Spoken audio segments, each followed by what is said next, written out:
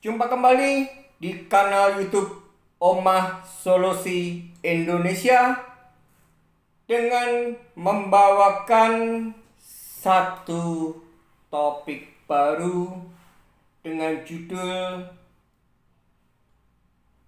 Debitur bingung menentukan tempat yang ideal bertemu dengan kolektor lapangan. Video ini sengaja saya buat dan sebelumnya saya mengucapkan mohon maaf. Sudah lebih dari 1 bulan saya tidak membuat video yang pastilah tentang wacana edukasi seputar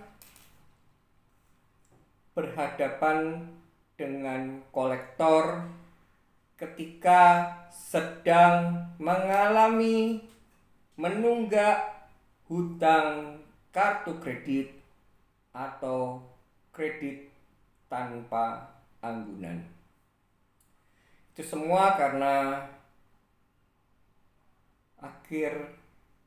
akhir ini saya harus mondar-mandir luar kota terus, ke Jakarta, kemudian ke Jogja, kemudian ke kota-kota lainnya, contohnya Salatiga, di mana banyak sekali problematika yang belum tuntas. Jadi, terima kasih kepada khususnya keluarga besar Omah Solusi Indonesia yang japri dengan saya. Beliau salah satunya Pak Samuel japri Pak Hani, kanal YouTube OSI sudah hampir sebulan lebih tidak ada update. Ada apa? Jawabannya tidak ada apa-apa, Pak Sam. Dan saya tidak bisa membacakan satu persatu yang japri dengan saya. Mungkin ada asumsi, ada ketakutan bahwa karena YouTube Omah Solusi Indonesia ini sedang berperkara di YouTube. Sama sekali tidak berperkara. Saya sedang banyak acara luar kota sehingga tidak bisa meluangkan waktu untuk membuat video. Saya sehat walafiat, terima kasih juga ada yang japri. Pak Hani baik-baik saja. Terima kasih Ibu, inisial ER. Saya baik-baik saja. Saya segar bugar. Berat badan saya malah meningkat. Dan semua pasti karena doa dari seluruh keluarga besar Omah Solusi Indonesia. Oke, saya akan masuk ke topik.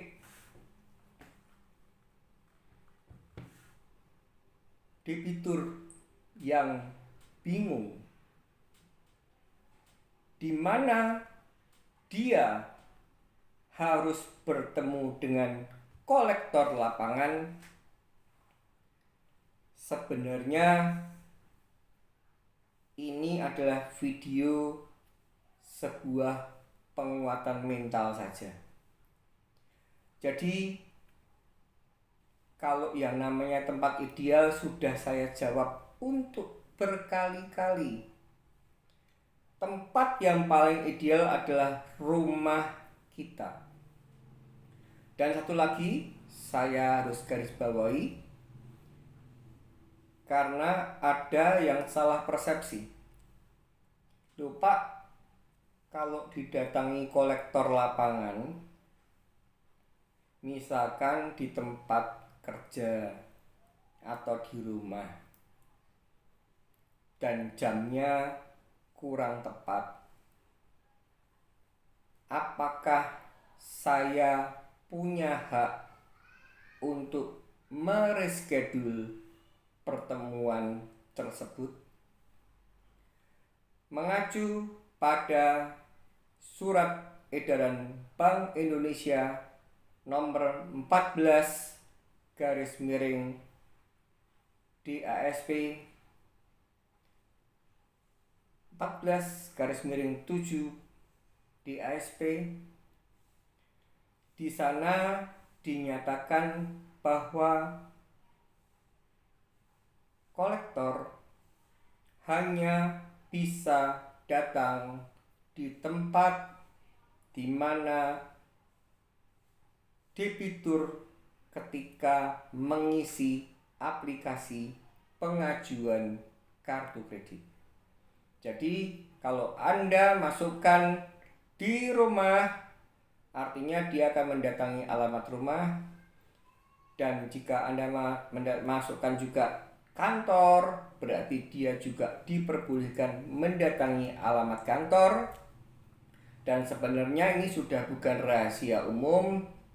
Banyak sekali yang sudah mungkin pindah kantor, atau malah pindah rumah, atau bahkan pindah kota, di mana itu membuat kolektor sudah punya hak untuk mendatangi sebuah alamat yang diduga di sana debitur yang sedang macet saat ini berdomisili.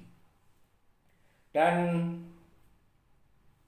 banyak sekali yang bertanya, Pak, rumah saya tuh kecil, saya tidak punya ruang space untuk bertemu kolektor.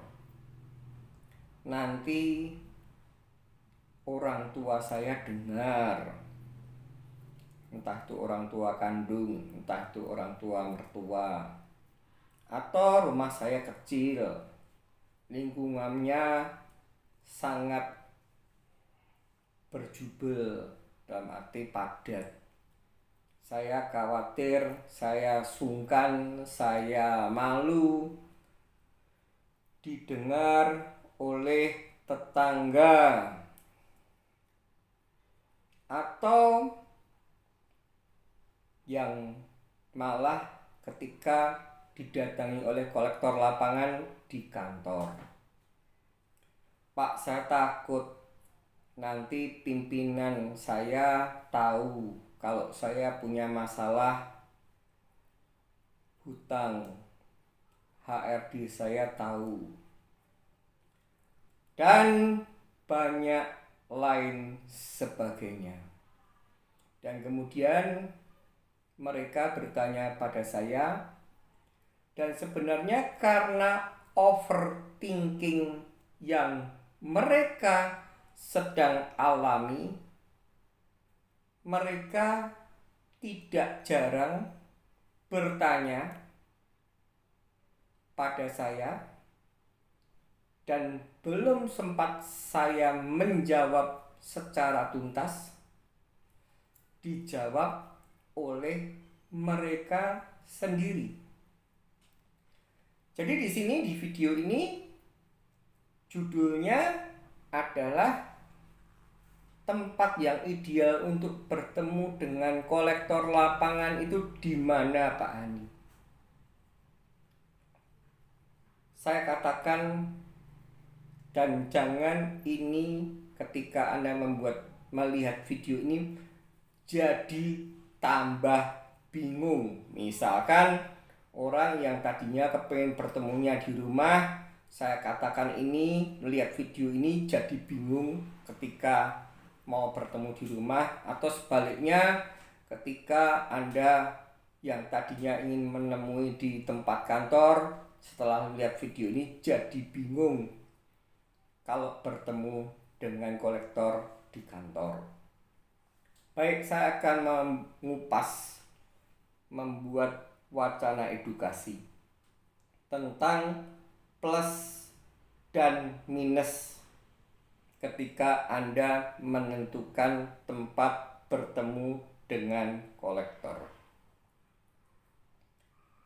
Mindset yang harus Anda masukkan dulu dalam pikiran Anda bahwa semua tempat adalah baik adanya. Di kantor pun oke, di rumah pun oke. Bahkan ada seorang debitur yang merupakan keluarga besar Emas Solusi Indonesia sampai ngungsi pinjam tempat di teman. Itu pun juga boleh. Karena saya sudah katakan bahwa ketika kolektor lapangan bertemu dengan Anda di sebuah tempat, entah itu tempat bekerja, entah itu di tempat rumah, Anda sebagai debitur yang macet punya hak untuk menentukan tempat dan kapan selain saat ini sedang dikunjungi oleh kolektor lapangan.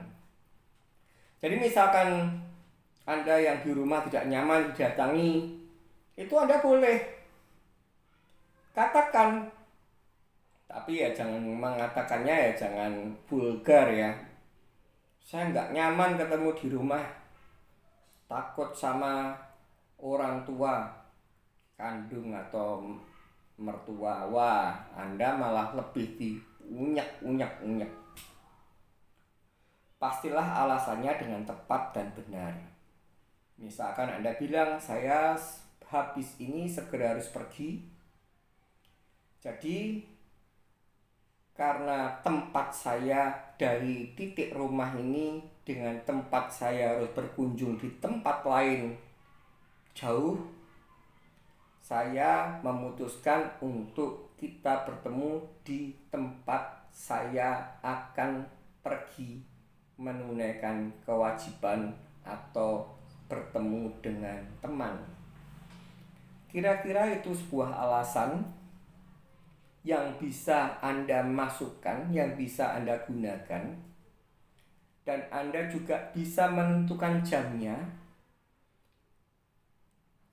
Jam kerja kolektor itu adalah hari kerja di luar hari libur nasional, jam 8 pagi sampai dengan jam 8 malam. Jadi semua saya kembalikan ke Anda. Kalau ketika Anda disamperin oleh kolektor lapangan saat itu misalkan di rumah dan Anda tidak nyaman, Anda bilang, saya segera harus pergi, ada urusan yang mendesak. Nomor WA kamu berapa? Nanti kita WA-an, saya akan share log di mana kita bertemu. Atau sebaliknya ketika Anda di tempat bekerja, katakan demikian juga. Saya harus ada tugas yang keluar dari kantor untuk perjalanan. Nomor WA kamu berapa? Nanti kita WA-an, akan saya share log di tempat titik yang paling dekat. Sehingga itu sah adanya. Dan balik lagi, ketika Anda diketahui oleh kolektor lapangan bahwa Anda tidak nyaman di sebuah tempat yang saat itu dikunjungi,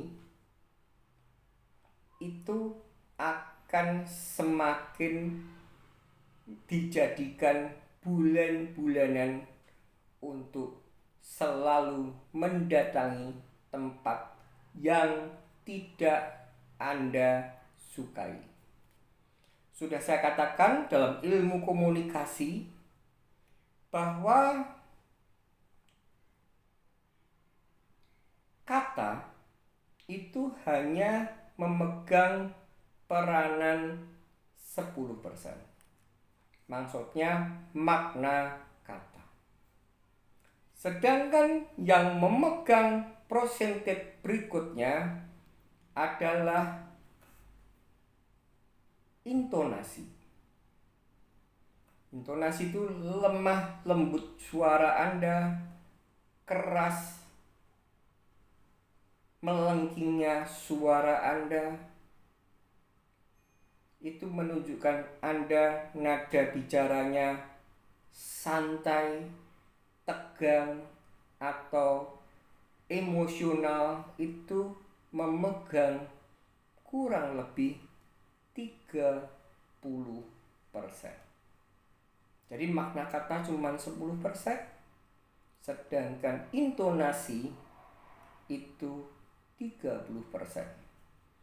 Dan itulah yang membedakan ketika Anda berhubungan, berkomunikasi dengan deskol dan depkol.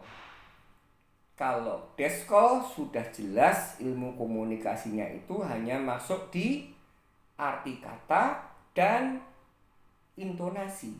Tapi ketika Anda head to head, face to face, itu artinya ilmu komunikasi itu sendiri tercapai 100%. Apa sisanya dan persentase terbesar adalah raut muka Anda, gestur Anda bicara, dan ini sangat menjadi kunci utama. Saya tidak menyuruh Anda untuk arogan, tapi dengan gaya gestur Anda, dengan raut muka Anda yang mungkin santai atau pucat, itu terbaca oleh kolektor yang saat itu bertemu dengan Anda. Dan saya ingatkan pada Anda, kolektor juga manusia seperti Anda. Artinya ketika Anda berhadapan dengan kolektor, ketika Anda bisa memainkan, bisa memimpin dalam pertemuan tersebut, maka kolektor pun juga bukan berarti Anda yang akan kena pressure. Sebaliknya ketika Anda memainkan gestur tubuh yang tepat, intonasi yang benar, kalimat makna kata yang benar, maka dengan sendirinya kolektor tersebut akan berpikir ulang. Jadi saya akan memberikan plus minus, dan saya tetap mengacu pada apa yang sudah saya alami, bahwa tempat ternyaman bertemu dengan kolektor versi saya adalah rumah. Tapi saya pun juga tidak pernah takut, tidak pernah gentar ketika kolektor mau bertemu di tempat yang lain. Karena mindsetnya sudah saya tanamkan di video-video yang lalu. Yang Anda hadapi bukan preman. Dia, kolektor lapangan, hanya ingin berusaha menyerupai tingkah laku seorang preman. Yakinlah pada saya bahwa Bank BCA Tbk misalnya, Bank Mandiri Tbk misalnya, Bank BNI Tbk tidak akan pernah mendelegasikan tugas ke kolektor lapangan yang memang seorang preman, karena efeknya akan dahsyat di bank itu sendiri. Ketika seorang preman melakukan sebuah dugaan tindak pidana ataupun sudah tindak pidana itu sendiri terpenuhi, debitur bisa lapor polisi. Jika terjadi penganiayaan, pengancaman, kita sertakan dan bukti visum. Dan ketika itu terjadi, kita punya hak untuk melalui polisi menginterogasi siapa yang menyuruh Anda. Dan itu artinya bank masuk dalam pasal 55, yaitu turut serta. Oke, untuk video layout tempat bertemu saya sudah buatkan, Anda bisa lihat. Yang pasti itu begini, dimanapun Anda pergi, kita kan tidak bisa tahu. Siapa tahu kita disanggong, kita pulang dari rumah belum ada persiapan, datang. Atau dimanapun kita mau pergi, bawa voice record. Voice record ini wajib hukumnya. Walaupun, saya katakan walaupun handphone sudah ada kamera perekam ataupun video atau voice saja. Tapi ketika Anda membawa hal yang lebih spesifik, kolektor akan berpikir ulang bahwa debitur sudah bersiap segala sesuatunya. Seperti yang dulu sudah saya katakan, saya punya handycam zaman 2013 ini, nilainya mungkin ketika saya beli itu uang masih sangat ternilai ya, nilainya nominalnya ya. Ini nilainya hampir 20 juta. Menggunakan kaset. Sayangnya kaset ini mayoritas karena sudah 13 tahun menuju 14 tahun keluar jamur, tidak bisa saya putarkan untuk Anda ketika saya mendokumentasi para kolektor yang bertemu dengan saya. Zaman dulu masih sudah ada BlackBerry, tapi saya memang menggunakan spesifik yang lebih wow, yang membuat kolektor berpikir bahwa debitur berhadapan dengan dia tidak tangan kosong. Kemudian zaman berubah, saya sudah menggunakan ganti teknologi dengan handycam yang lebih kecil. Saya tunjukkan perbedaannya, sangat langit dan bumi.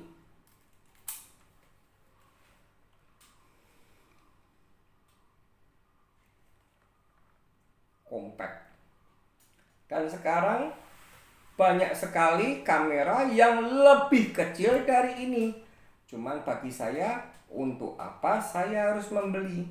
Satu kali lagi saya ceritakan pada Anda sekalian, saya memiliki ini saya memiliki ini bukan karena saya macet kartu kredit untuk menemui kolektor. Karena memang saya dulu pengusaha yang boleh dikatakan sukses dan membeli hal-hal demikian ini untuk mendokumentasikan masa kecil anak-anak saya dan lain sebagainya. Itu yang pertama. Artinya kalau Anda ingin numpang tempat teman pun juga tidak masalah, atau mau nongkrong di sebuah kafe pun juga tidak masalah, atau mau menumpang di yang paling ekstrim di halte bis pun tidak ada masalah. Yang penting Anda punya alat perekam. Dan carilah tempat yang ada CCTV publik. Saya ulangi, carilah tempat Anda bertemu, entah itu di koridor busway, entah itu di rumahnya tetangga, atau di pos kamling. Yang penting ada backup CCTV. Kembali lagi, artinya di sini semua keputusan di tangan Anda. Anda mau bertemu dengan sebuah alasan alibi, ataupun mungkin karena Anda overthinking sendiri yang membenarkan meningkatkan nyali Anda, itu lakukan. Kalau itu membuat nyali Anda semakin tumbuh. Tapi kalau saya katakan apa adanya, semua tempat adalah baik adanya. Kembali lagi ke makna kata, kembali lagi, jangan tunjukkan Anda temperamen arogan, jangan mainkan suara keras lembutnya. Itu tidak boleh Anda terprovokasi yang menjadikan terlihat Anda emosi, dan gestur pun tunjukkan ketenangan Anda. Artinya kita cuma memainkan arti makna kata. Semakin Anda berputar-putar dalam pembahasan atau pertemuan yang saat itu terjadi, semakin Anda lama bertemu dengan kolektor. Pak, gimana tunggakannya? Jawab, saat ini saya belum ada niat melakukan pembayaran. Karena antara apa yang saya dapatkan, pemasukan saya, dengan apa yang harus saya keluarkan, kebutuhan yang sifatnya urgent, lebih besar kebutuhan yang harus saya prioritaskan. Tapi kan Anda kerja, betul. Tapi kan Anda punya rumah, betul. Tapi Anda kan punya mobil, betul. Bahkan bila perlu tambahin, saya punya rumah, saya punya mobil, saya punya pekerjaan. Saat ini saya tidak mengatakan tidak punya uang. Saya ada uang, tapi saya skala prioritas yang mana dulu yang akan saya bereskan. Artinya Bapak tidak punya etiket baik, boleh. Artinya Bapak mau ngemplang, tidak apa-apa kalau Anda mau mengatakan begitu. Nah, kenapa kok Bapak tidak mencicil? Kalau tidak bisa menyelesaikan semuanya, ya tunjukkan etiket baik dengan nyetorkan berapa rupiah dulu. Tegas, lugas. Saya mau 1 kali pembayaran lunas. Kapan? Saya belum bisa menjadwalkan. Kalau estimasi saya dengan kondisi ekonomi yang saat ini sedang carut-marut, habis COVID, ada perang Ukraina, Rusia, sekarang ada PHK di mana-mana, kemudian sekarang ada perang Israel, Iran, Amerika. Ya, mungkin prediksi saya ya, semoga dalam kurun waktu 5 tahun saya sudah bisa untuk menyisihkan dana, dan ketika sudah ada dana saya akan datang ke kantor bank terdekat. Kemudian sudah jelas begitu, langsung cut. Ada yang mau dipertanyakan lagi, Pak, atau mungkin Ibu, karena kolektor lapangan sekarang sudah saya katakan dan sudah saya pernah bertemu di tahun 2013, 2015, tidak selalu cowok, tapi ada yang cewek. Dan ketika itu sudah, Anda langsung katakan, anytime Anda mau konfirmasi dengan saya lagi, silakan WA saya. Kita akan atur range di mana tempat bertemu. Tapi kalau pertemuannya itu adalah hanya untuk memaksa menawarkan recovery schedule, dengan tegas saya tolak. Saya tidak berpikir untuk recovery reschedule. Ketika itu sudah close, kalau sudah tidak ada pertanyaan, kita sudahi pertemuan ini. Dan keunikan masing-masing kolektor yang bergaya koboi, bergaya premanisme arogan, bisa Anda lihat di video-video saya. Implementasikan dan ingat, Omah Solusi Indonesia 100% me-backup Anda, bukan 99,9. 100% membackup Anda ketika Anda menjadi korban tindakan kolektor yang melakukan preman, atau sudah sebuah bukan tindakan penagihan tapi melakukan tindakan pidana. 100% kami akan backup Anda. Dan di sini sudah saya deklarasikan ada 7 mentor. Omah Solusi Indonesia Studio Jambi, Pak Rudi. Omah Solusi Indonesia Studio Jakarta Timur, Pak Albert. Omah Solusi Indonesia Studio Bekasi, Pak Irsan Harahap.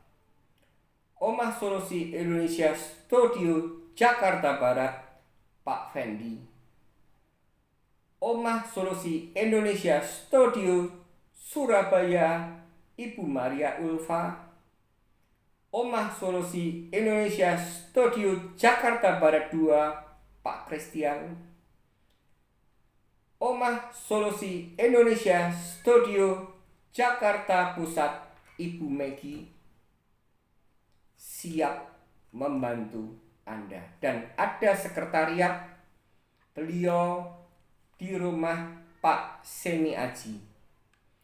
Handphone akan saya bagikan dengan Anda mencatat nomor handphone saya di +62 851 00 51 7473, atau Anda yang berdomisili di seputar Surakarta, silahkan Anda datang ke Jalan Kapten Patimura nomor 34 Surakarta.